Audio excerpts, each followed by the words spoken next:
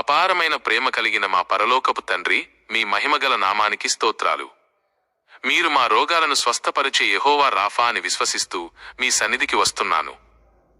ప్రభువా, తెలిసి తెలియక నేను చేసిన పాపాలను క్షమించమని అడుగుతున్నాను.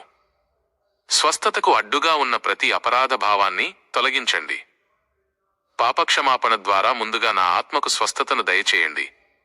యేసుక్రీస్తు ప్రభువా, మీరు నా కోసం సిలువలో పొందిన గాయాల ద్వారా నాకు సంపూర్ణ స్వస్థత కలిగిందని మీ వాక్యం చెబుతోంది.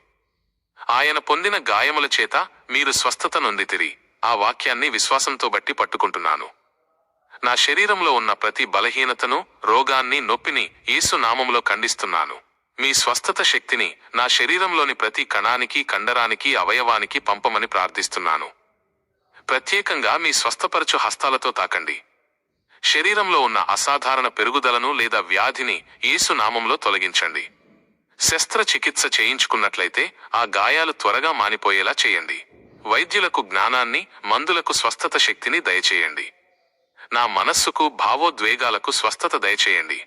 భయం, ఆందోళన, నిరాశ, ఒత్తిడి నుండి నాకు విడుదల దయచేయండి.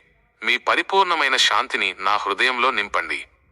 నా స్వస్థతను నేను ఇదివరకే పొందుకున్నానని విశ్వసిస్తున్నాను. మీరు చేసిన అద్భుత కార్యాల కోసం, చేయబోయే సంపూర్ణ స్వస్థత కోసం మీకు కృతజ్ఞతాస్తుతులు చెల్లిస్తున్నాను.